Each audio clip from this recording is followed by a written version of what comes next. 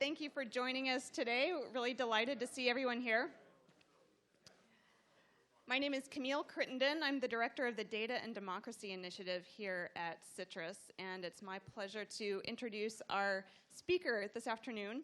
Andrew Ng is an associate professor of computer science at Stanford University and a co-founder of Coursera, which is working with top universities to offer a high-quality education to anyone in the world for free. He's also the director of the Stanford Artificial Intelligence Lab, the main AI research organization at Stanford, which is home to 15 professors and about 150 students and postdocs. In 2003, he started SEE, or Stanford Engineering Everywhere, Stanford's first major attempt at a free online distributed education, which made publicly available about a dozen Stanford engineering classes. Over 1 million people have viewed SEE's videos. At Stanford, he also led the development of the online education platforms, which were the precursor to the Coursera platform. And in fall 2011, he was the instructor of a machine learning class that was one of Stanford's first massive online courses and had an enrollment of over 100,000 students. So please join me in welcoming Andrew Ng.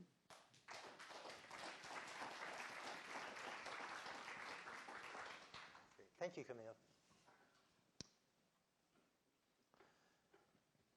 Education today has many challenges.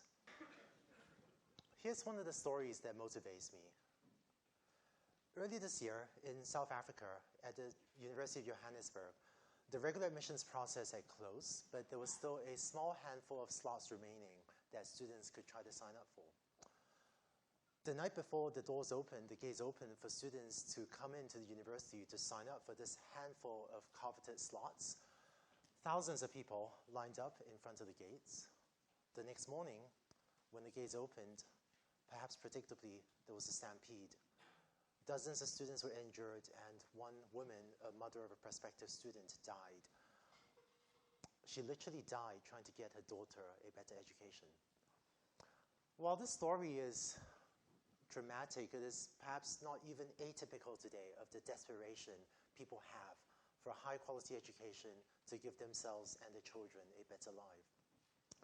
Beyond the challenge of availability, we also have the challenge of affordability. Here in the US, we often talk about the cost of rising medical care, the rising cost of medical care, and indeed, healthcare costs has risen dramatically in the last 15 years. What many people do not know is that the cost of higher education has risen at about even twice the rate of healthcare. And a result of this is that college debt has doubled in the last decade, and we as a nation owe more money through college debt than through mortgages. Finally, sometimes even for students that can afford and can get access to an education, it doesn't always open the doors that you think it does. In a recent survey of recent college graduates, only about 55% of recent college grads are in jobs that require a college degree. Of the remainder, about half are in jobs that don't require a degree, and the other half are not even working. And so if you're in a job that doesn't even require a college degree, best of luck paying off that massive college debt that we just saddled someone with.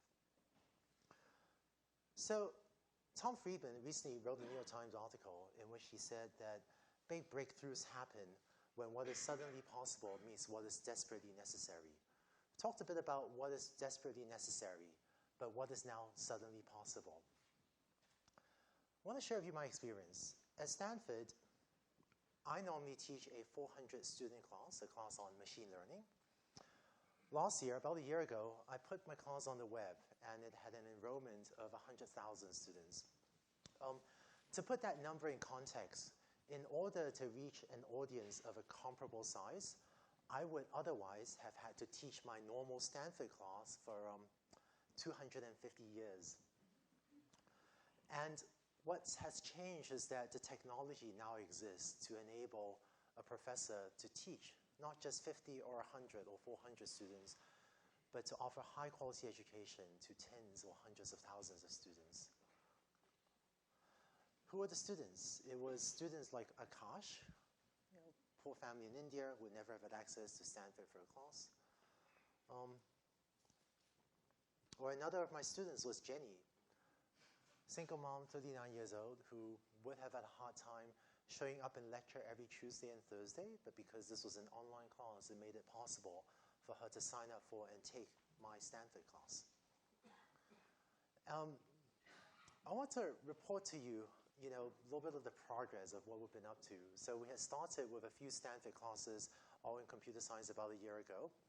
Since then, we wound up partnering with 33 of the top universities around the world, among them Princeton, Stanford, Penn, Caltech, Toronto, Duke, Rice, also some international ones, University of London, College System, EPFL, Hong Kong University of Science and Technology. And in the last year, we've gone from a few handful of courses at Stanford up to 33 universities and courses and almost 200 courses. We'd announced our first set of partnerships back in April, and on August 9th, we reached our first 1 million users. We actually reached 1 million users faster than Facebook. And in the 2 months or so since then, we've grown another 40%. And I should say, this rapid rise, the fact that I think we're at 1.49 million students now, nearly 1.5 million. The rapid rise of this, I honestly don't think is we're not anyone that special, But I think the fact that there's so many students signing on to take classes, it speaks to two things. First, I think it speaks to the strength of our university partners, that if you sign on and it's a Princeton class or a Caltech class, that's going to be a high-quality course. And also, I think the fact that so many students are signing on to take these classes is a sign of a societal need for a high-quality education. Let me show you some of the courses that are offered on Coursera. Let's see if the audio works. Welcome to Calculus. 50 million people are uninsured. Models help us organize information. They help us make better predictions. They help us design more effective institutions and policies. Models, in short, just make us better thinkers. And if we run this, we get unbelievable segregation. So Bush imagined that in the future, you'd wear a camera right in the center of your head. A love poem is a poem about another person. Mills wants the student of sociology to develop the quality. A hanging cable takes on the form of a hyperbolic cosine. For each pixel in the image, set the red to 0. So let's see what that looks like. That vaccine allowed us to eliminate poliovirus. Does Lufthansa serve breakfast in San Jose? Well, that sounds funny. So this is which coin you pick, and this is the key possible. 0 from being passive, so passive becomes a best response. So in large-scale machine learning, we'd like to come up with computational behavior. So why do so many students sign on to take these free online courses? Universities have been putting videos of lectures on the web for a long time, but there was something different about this. And I think what was different was the notion that these are real courses that we put online. The course started at a certain date. It ran for a fixed period of time, 10 weeks in the case of my class last year. This is a plot of our web traffic as the class progressed over time. And those peaks, those weekly spikes, those corresponded to when there was a homework deadline. Very predictably, the 24 hours before homework deadline, web traffic spikes, which I think proves that procrastination is a global phenomenon. And when a student completes a class, they also receive from us a completion certificate or statement of completion or similar that they can put in their resume and which many of our students are now successfully using to find a better job. So what do the classes look like? Like many others, we use video-based instruction. Let me show you what an example of a video in a class looks like. And just to highlight, when I play this video, a couple features are accelerated playback of videos, which allows students to make more efficient use of their time, as well as English captioning and foreign language captioning. Say a bit more about that later. Let's watch the video. And generally, we'll start with some set of players. So the students actually accelerated this to 1.5x speed. And then we have to decide what are their strategies. So what are the possible actions each player can take? Is passive and active enough of a distinction in order to really capture the details of what's going on in a predator-prey relationship? Well, probably not. One of the things we found was that when you're teaching in an online medium, students often like to play the video at accelerated playback, 1.5x or 2x speed, and blast through the video. And then if you miss something, you just go back and do an instant replay. This is in contrast to when I teach my normal Stanford class, where I feel like I have to, deliberately slow things down and just blab and make space to make sure that every single student is following along. Because you know that if you're teaching a class and you lose a student halfway, they may be lost for the entire lecture. And different students need more time at different points of the lecture to follow. And so we just slow things down to make sure the whole class can follow along. But for an online medium, by doing much faster playbacks and letting students do instant replays when they want, it allows students to control their learning experience and makes much more efficient use of the students' time. I'll show briefly the English captioning, which turns out to be very useful for non-native speakers of English, as well as foreign language captioning, which helps internationalize our content as well. One of the reasons we chose, and I just want to show you maybe how the sausage is made. The way the videos are recorded, we had set up a number of recording studios, at our various partner universities. Recently, I met some of my students. It turns out that I spent a lot of hours, often at 2 a.m., recording lectures. And some of my students told me that there was the mirror side of that, where across the other side of the world, there were also a lot of my students that were watching these lectures at 2 a.m.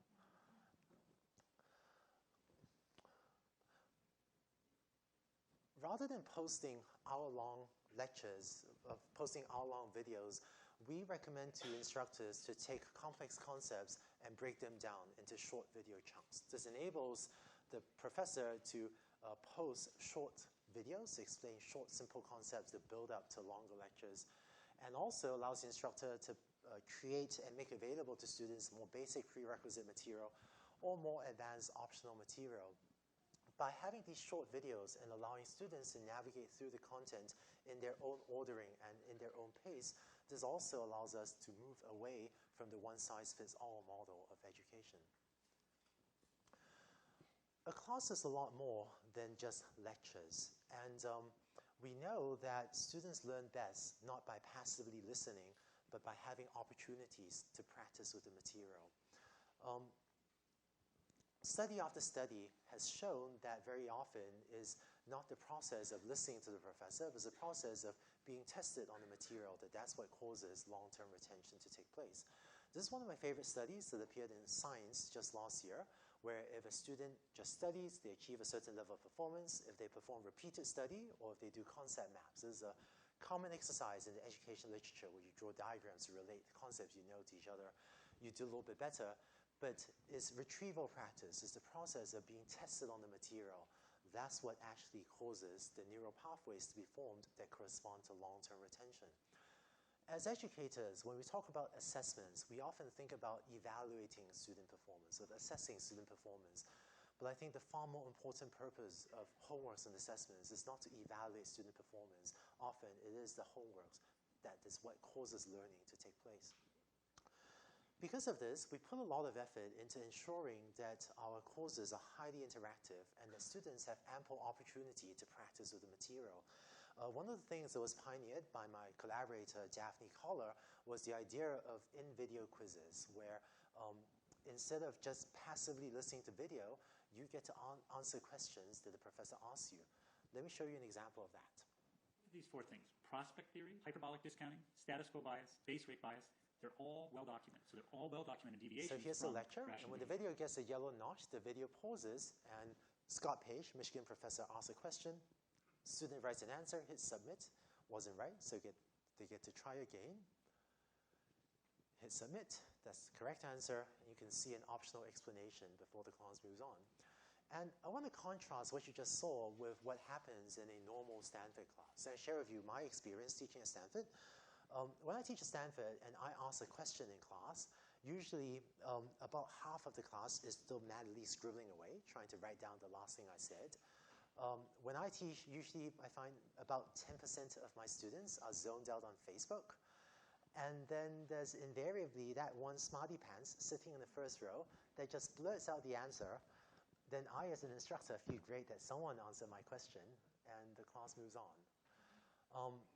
So in my Stanford class, when I ask a question, really one student, maybe a small number of students, get to attempt an answer and deeply engage with the question. Whereas on the website, the video pauses, every single student gets to attempt an answer, every single student gets instant feedback on whether or not they're mastering the material. Assessments, homeworks goes well beyond. So because of the importance of homeworks and assessments, we put a lot of effort into developing different types of ways for students to practice the material. There's the obvious multiple choice, which can be auto-graded. There are numerical answer questions. We have the student do a calculation and enter a number and check if they got the right number. You saw earlier an example of a short answer question where the student enters a English sentence and we check if they got the right keywords in their answer. But beyond these sorts of auto-graded, relatively easily auto-graded assessments, we invested substantially in more advanced technologies for instructors to create homeworks. I'll describe later a little bit about our work on math derivation checking. We also put a lot of work into allowing students to do programming assignments and other forms of structured outputs, as well as peer assessments. Let me say a little bit more about the bottom of these three. So one of the things we did was, this is really joint work with Alex Aiken, who is a Stanford professor. What Alex and his students did was develop software for math expression checking. So as an instructor, whenever you have graded math homeworks for many years, and over you see students submit answers, submit proofs of theorems where there's one step of math derivation, another step, and then suddenly there's this magical and therefore step, and then magically the right answer appears. On the website, what we can do is ask the student to write out every single step in a proof and justify every single step in a proof.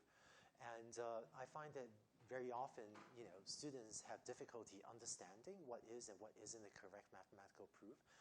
And the software tells them when they're making a step in a math derivation that isn't quite justified. Right? We've also put in extensive support for programming assignments and other types of homeworks with programming outputs. So we had started out in this mainly in computer science, but we have students write computer programs. In my class, they were writing machine learning programs, and then we would run tests, called unit tests, against their programs to make sure that the output was correct. And you can also do things like assess students' programs based on their performance. You can have the students write a piece of software to look at the outputs of the Microsoft Kinect sensor to try to recognize what gestures someone is making in front of the sensor and grade their homework based on how accurately it is recognizing human gestures, so like artificial intelligence and computer science exercise. But structured outputs goes beyond just programming exercises. There are also modeling assignments and Excel spreadsheets are other examples of structured outputs. So if you're teaching a finance class or a data analysis class, you can have a student create a spreadsheet, which is an example of a structured output, and automatically grade the financial model that the student had built maybe in a finance class. Let me show you an example of a structured output of a programming exercise that we use in one of our classes. This is an intro to programming class, and you see the student asked to write software right there into the web browser. So this is a programming exercise where students are asked to do a color correction piece of software. So you see the student writing the code, they hit run. That partially color corrects the image, but it's still not quite right since the image is somewhat green. So the student continues to modify the code, gets the correct answer, and then the class moves on. I think that homeworks are not about evaluating student performance. I think homework should be about helping students to succeed. With online class, what we've done is invested substantially into efforts to enable students to attempt the same homework over and over until they get it right. So one of the things that many of our quizzes support is randomization. If any of you remember, like the Department of Motor Vehicles written exam, right? If you go and take the test and you don't quite do well the first time, well, you get to go home, study a bit more, and go back the next day and try a few times until you get it right. At a normal university, the challenge is that we don't have the resources to grade a homework over and over because TAs and professors have only so much time. But with an online website, what we can do is have a similar type of randomized questions so that a student can go back to the website and attempt the same homework over and over until you get it right. Right now, in an education student, I think Sal Khan might have been the first to say this, but right now, in our education system, what is held constant is the amount of time you spend learning something, and what is variable is whether you get it or not. And I think it should be the other way around. I think what should be held constant is that every student should get the material, and what can be variable is the amount of time you spend on it until you get it right. And finally, university education is very broad, and not everything can be auto-graded. In order to offer courses in the humanities, the social sciences, in business, law, finance, we wound up spending a lot of time developing technology to enable more open-ended, critical thinking types of exercises to be offered. I learned an interesting lesson earlier this year. It turns out that if you walk into the office of a poetry professor, and if you talk to them about teaching an online class, and if you talk to the poetry professor and show them your fancy multiple choice auto-grading technology and try to get them to teach a class that way, I learned that they will ask you to exit their office. So what we did was we invested substantially in a peer grading system that enables students to submit more open-ended work, like a critical essay describing, a poem, or a discussion on this design versus that design, or write a business plan. In smaller education studies run in, small classrooms of like 50 students, it has been shown that student grades assigned by peers, are highly correlated with grades assigned by teachers. And moreover, if you set up the incentives right, the grades assigned by themselves to their own work, self-grading, gives even more accurate grades than peer grading. What we did was take the idea of peer grading, which has been studied in many pedagogical studies but done only in small scales, and combine that with the idea from computer science of crowdsourcing. And today we've run some of the largest peer grading exercises really in the history of education. Let me describe to you how this works. If you take one of these peer-graded classes, your experience as a student is that you will be asked to do a piece of work, maybe write a critical thinking 300-word essay. After submitting your work, you will be then shown a instructor-supplied grading set of guidelines, or grading rubric or grading guidelines that the instructor has written that teaches you how to grade other students' work. You then be asked to demonstrate proficiency at assigning accurate grades. And what that means is that we will show you a few homeworks that the instructor has already graded. We won't tell you what grade the instructor had assigned, but we'll ask you to grade this small set of homeworks and demonstrate that you are assigning grades similar to what the instructor had assigned for this small set of homeworks. After you've demonstrated proficiency in grading, we will then ask you to grade, say, 5 other students' pieces of work. And in exchange, you also get feedback from 5 other students about your own work. We've run peer grading at, in I think, 6 classes right now. And our data shows that even with peer grading, not with 50 students, but 5,000 or 10,000 or 50,000 students, the peer grades assigned by students are actually highly accurate. We've also heard from students that many of them really enjoy seeing what the classmates are up to and seeing, a sample of work that the classmates are doing, and the opportunity to not just be a student, but to be a teacher as well, to critique and to comment on the work of your classmates and to help your classmates get better feedback about their work as well. University education is very broad, and I think we are committed to making sure that classes in the humanities, social sciences, basic sciences, business, law, finance, that all of those classes can be offered. And because not everything can be auto-graded, developing this sort of peer grading pipeline has been really key to enable us to offer a broad range of courses. Here are a couple screenshots of what a peer grading system looks like. This is the early prototype of the evaluation dashboard, where In this exercise, the student was asked to do a design problem. So the student was asked to draw the design on a piece of paper, take a picture of, take a photograph of the piece of paper using the cell phone camera and upload that to the website. And the students are then getting feedback on these, hand-drawn designs. So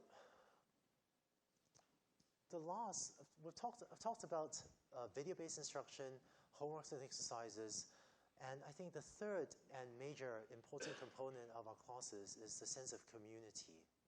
I think students learn best not by studying in isolation, but having classmates to work with. And it turns out that when you have a class with 100,000 students, it becomes much easier to build up a community than if you have only 100 students. This is a map of where the students were in the Princeton sociology class. One of the fascinating things about the sociology class is that students are fascinated by what others around the world think about different aspects of human behavior of sociology. I think Mitch Denier, the sociology professor teaching this class, was having Google Hangout discussions with students all around the world. One of his early discussions was on the college admissions process, something that many of us care about.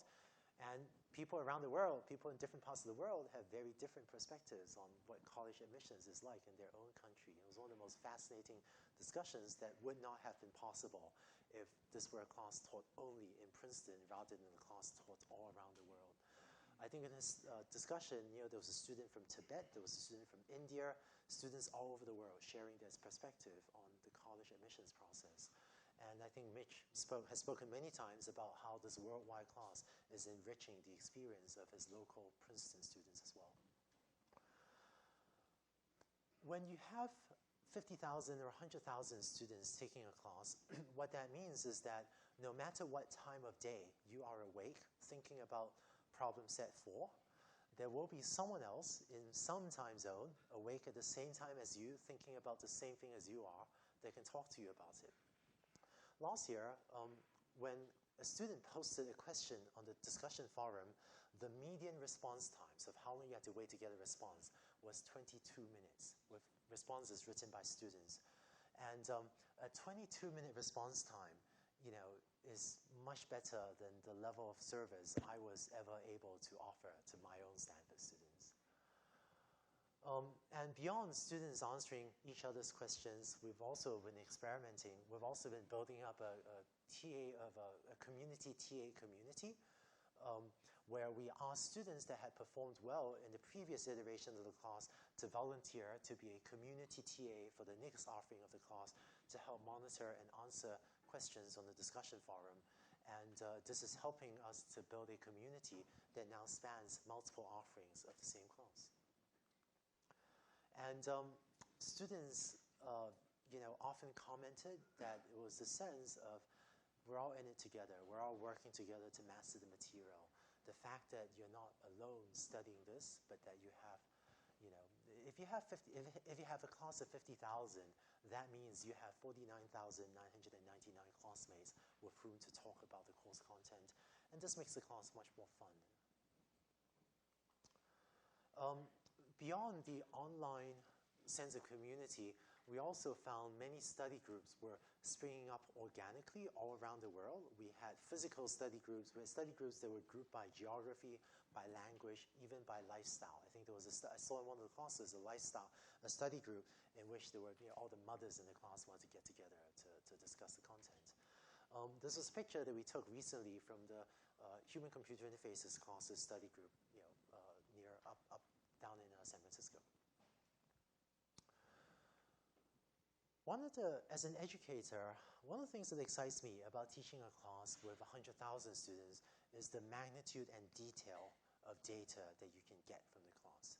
In a traditional education study, you may have, if you want to test some education phenomenon, you may have a control group of 20 students and an experiment group of 20 students. If you're really lucky and it's a huge study, maybe you have 200 and 200 control and experiment students. In an online class, we can deliver a control group of 20,000 students and an experiments group of 20,000 students. And I think this magnitude, and moreover, we can log every mouse click. We know where every student fast-forwarded or replayed a certain part of the video. We have every homework submission, every forum post. And I think this magnitude, as well as this detail of data, has never been available before in the history of education.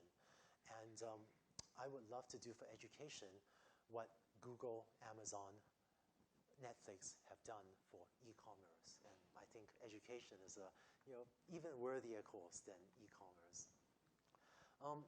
So let me share with you a couple of things that we did. Funny thing happened to me teaching my machine learning class. In one of my homework exercises, 2,000 students submitted exactly the same wrong answer. And this has never happened to me before, right? In a normal Stanford class, if 2 students out of 100 submit the same wrong answer, you probably won't even notice. But on an online website, when 2,000 out of 100,000 students submit the same wrong answer, that's a very strong signal, to me that something, to the instructor, that something needs to be changed. We actually ran an automated data science analysis or machine learning tool to identify the most common mistakes. And in this case, in this visualization, that cluster up in the upper left, that was the 2,000 students submitting substantially the same wrong answer. We went back and looked at what those answers were. Looking at a small sample, 15 or so of the 2,000 wrong answers, we found that every one of those students had swapped around 2 steps in a mathematical algorithm. They just gotten the order of 2 steps reversed. This allowed us to go back and generate a custom error message so that when the 2001st student submits the same wrong answer, we were then able to tell them, oh, why don't you consider the order in which these 2 steps should be performed. And this allowed us to help the students make much more efficient use of their time to quickly get over this conceptual mistake and move on. And I think it's ironic that to achieve this level of personalization, to tell students these custom error messages, to give them exactly the targeted feedback they need, in order to build up this level of personalization, what we needed was to have a large enough audience to tell us where to focus our attention and to figure out what students are actually confused about to achieve this personalization. One more quick example. This is the work of John Huang, who's a Stanford postdoc. Let's say a student submits an incorrect program, and maybe another incorrect one, and after a while, they get their programming exercise right, and they submit a right answer. What we would really like to know is what happened between the incorrect and the correct submissions that allowed them to transition from an incorrect understanding of a concept to a correct understanding of a concept. Because if we know what they did in between, then maybe we can suggest the same thing to other students or feed this back to the instructor to help the instructor change the pedagogy, right? And so what John did was focus on forum posts, on the discussion forum visits. And what he did was for each forum discussion thread or for each forum post, you can measure if a student reads this particular discussion forum thread, how much does this increase the odds of their correcting a misconception? So how much does a student reading this discussion forum thread increase the probability that they would transition from an incorrect to a correct understanding of this concept? In my machine learning class, it turns out that discussion forum thread 830 was one that was particularly helpful to students for getting over this homework.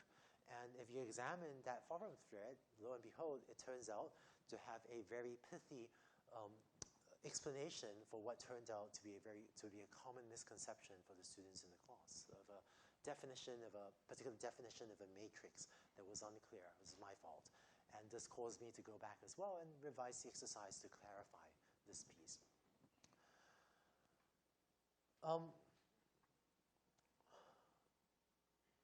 One of the education studies that motivates me is a seminal study by Benjamin Bloom, about really almost 30 years ago. He showed that it's called the 2 sigma problem. Bloom showed that if students learn by attending regular lectures, then their performance is distributed according to this sort of bell-shaped curve. If And what that means is that half of the students, shown in blue versus shown in black, half of the population of students will perform above some median level of performance. If you can build a system that enables mastery learning. Mastery learning is this concept that says rather than moving on at a fixed pace, students get to come back and attempt the same material over and over and achieve mastery on one topic before moving on to the next. If you give the students opportunity to engage in mastery learning, then student performance shifts by 1 sigma, by 1 standard deviation. And what that means is that now about 86% of your students are performing above what was previously the median level of performance. And if you can go to individualized tutoring, then student performance shifts over 2 sigma, 2 standard deviations. And what that means is that now 98% of your students are performing above what was previously the median level of performance. So won't it be nice if 98% of your students are performing above average? But the reason this is called the 2 sigma problem was that we as a society cannot afford to give every single student an individual tutor. Using online education, I think we can certainly build in mastery learning. And with the customization and to give students more of a personalized experience, I think that we can slowly shift performance out from 1 sigma, which I think we can achieve, then slowly try to push performance out to 2 sigma. Finally, talked a lot about putting massive open online courses on the web and broadening access to education. One question I've been asked a lot is if students can now go online and take Princeton classes for free, why would anyone still pay $200,000 for a Princeton degree? And here was maybe Mark Twain's answer.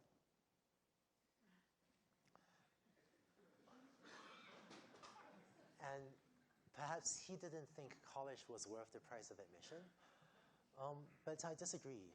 And going even further back than Mark Twain, here's a quote from Plutarch that inspires me, which is that the mind is not a vessel that needs filling, but wood that needs igniting. And I think the real value of attending a top university is not just the content. Content is increasingly free on the web, whether we like it or not. I think the real value of attending a top university is the interactions with other equally priced students and the interactions with professors.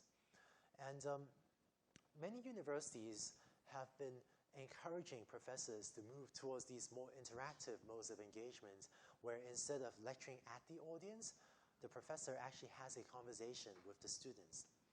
But the problem has always been that if the university registrar gives you 3 hours a week in the classroom, well, you have to use those 3 hours to deliver the content, to deliver the lecture, because how else are students going to find out what they need to learn from you to do the homeworks and go on to other classes?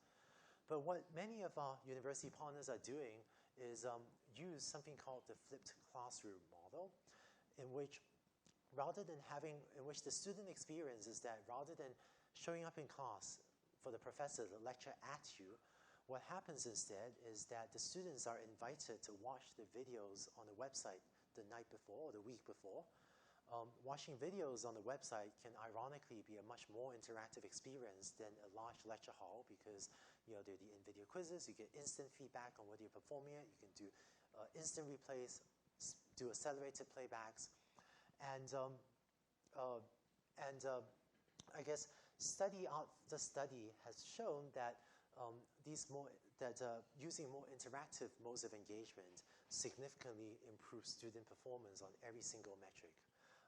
And so what happens in these flipped classroom classes is that students watch the videos the night before, and this preserves the classroom time for the professor to actually have a discussion with the students, leading to gains, we believe, such as those shown here.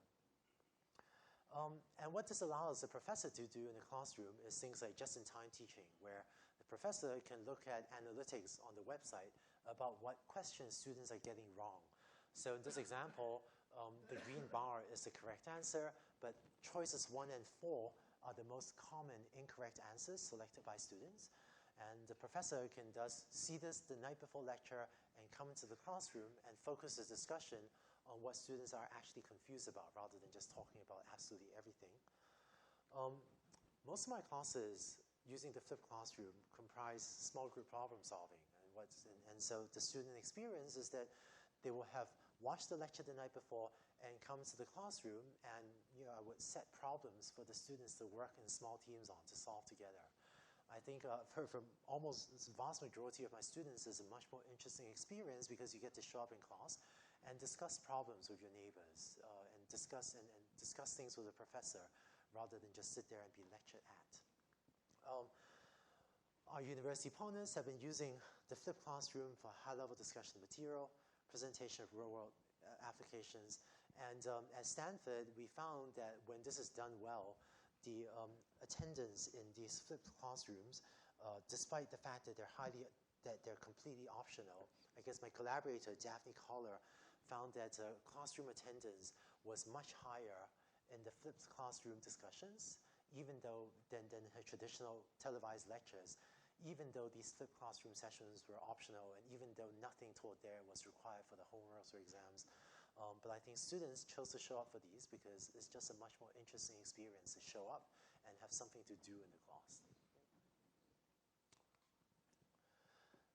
So I think by doing this, using online ed, we can raise the quality of education on the university campus as well for the students attending college. Finally, just to wrap up, in the year or so that I've been working, in the past year or so, been traveling around the country a lot, I've been talking to a lot of people about education. I found that even today, a lot of people say that a high-quality education is only for the elite. A lot of people still say that a high-quality education is only for the privileged. I say that a high-quality education is a fundamental human right, and with technology, we're working to bring that to everyone. Thank you.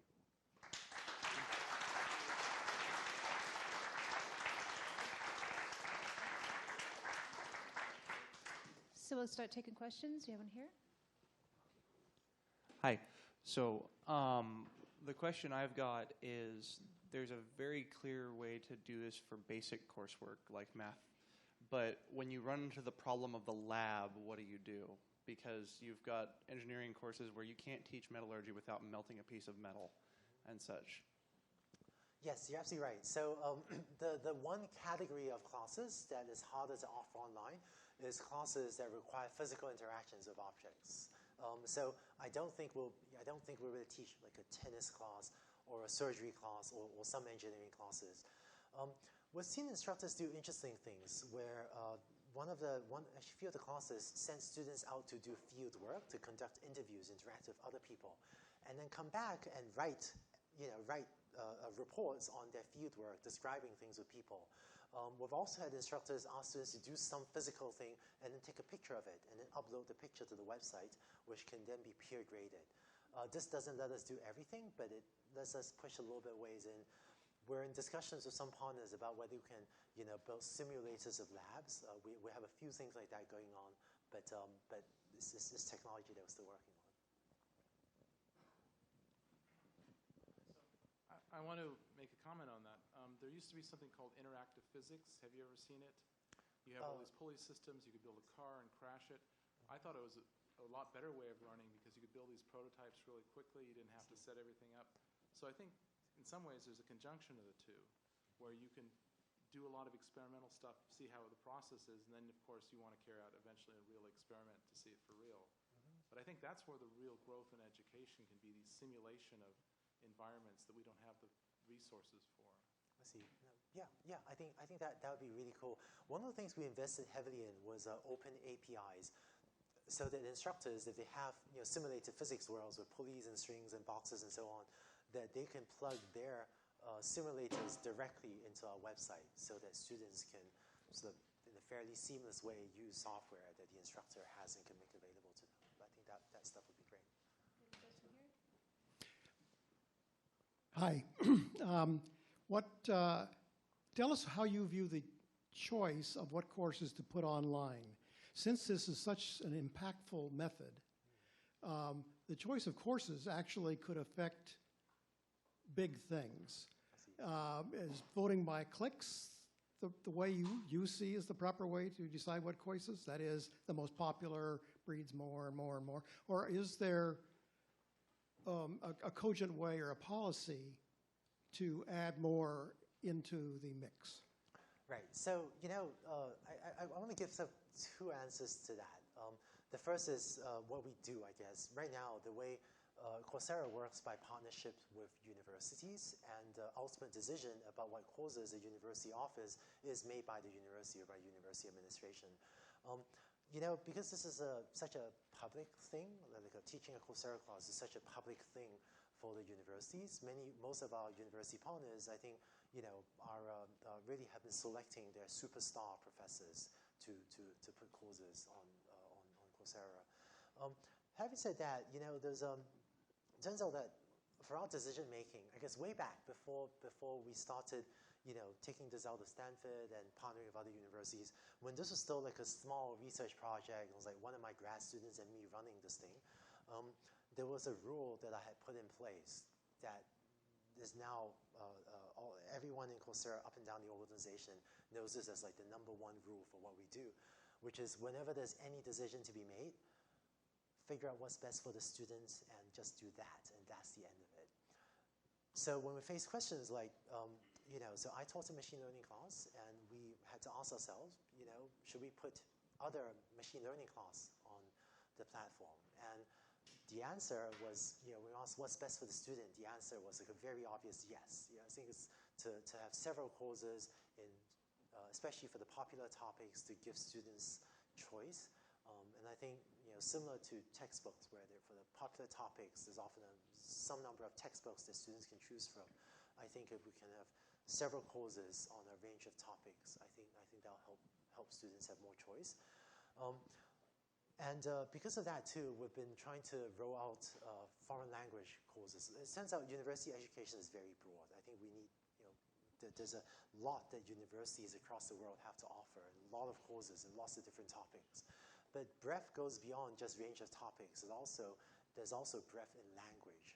I think for non-English speakers, if you can have access to especially the introductory classes in your own native language, that will help the students learn.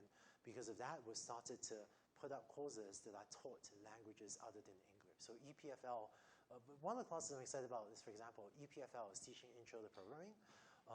The exciting thing about that, not many people know that about half of Africa speaks French. It's actually the poorer half.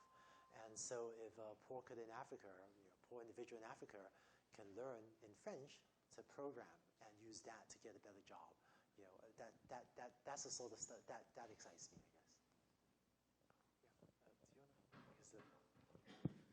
It's a wonderful thing to get all this education out to the whole world for free, but it doesn't happen all by itself. So how is all this being financed? Sure. So how's this being financed? Coursera is a social entrepreneurship company. So right now we have funding from our investments from some of our university partners and VCs, which will keep us going for a while. Over the long term, Coursera's agreements with the partner universities is that Coursera will be responsible for bringing in revenue and then revenue sharing back with our partner universities that had created the content. So the revenue will flow back to the universities to compensate, to pay for teaching assistants and other costs, and to compensate the faculty creating Coursera classes. To me, when we started this project, there was one decision we made, that Daphne and I made. So for us, a touchstone was always, so one question we're often asked, right, is, these are great courses. Why not charge $5 for a class? It's like, the cost of a latte, anyone would pay $5 to take like a Stanford class or a Princeton class or a Caltech class. But that seemed completely wrong to me, because I think charging $5 per class would be very lucrative, frankly. But one line in the sand to me was, if a poor kid in India can't do it, then I'm just not interested. Don't care if it's lucrative or not. If a poor kid in India can't do it, I'm just not that interested. And I think if we were to throw up a wall to prevent the most needy in a society, who may not even have, who maybe doesn't even have $5, but maybe doesn't even have a credit card, for us to throw up a wall against the most needy in a society from accessing these great causes, I think would be a tragedy. So I think when people ask us how we plan to bring in revenue, I tend to spend more time talking about how we don't want to bring in revenue because I think ultimately, Daphne, and co-founder, and I, we're professors. We're really in this for the education. Having said that, we do need to revenue share back with our university partners and keep the lights on and keep it sustainable. So we're looking into job placement services where we help students that do well in our classes to find jobs and then charge the employer for, only with student consent and being mindful of student privacy. But for students that tell us they're looking for jobs and authorize us to introduce them to employers, we may do that and then charge the employers. Some of our university partners have also expressed an interest in charging for like a university branded certificate, which seems like it would be worth something as well. You have a question here? So I was curious to know more about how you plan to do assessment in terms of particularly certification, because especially for job placement, an employer wants to have some kind of credential, and is peer grading or self-grading going to be able to get to that level? I mean, one of the values of a university degree is having that stamp, right? Yep, that's absolutely right. So I guess, one thing that, let me do a,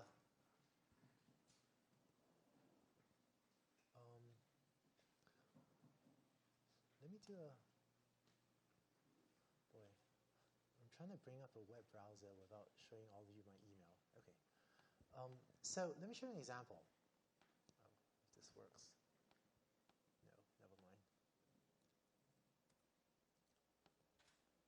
Oh well, never mind.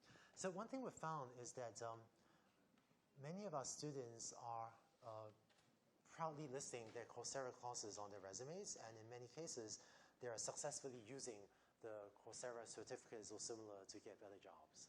If you search on LinkedIn, you find many students listing these things on their resume. We've also heard from many employers that they would love to hire our strongest students. So even though the courses we offer now, are not good for a college degree, at least the courses offered to public for free are not good for university credit and not good towards a university degree.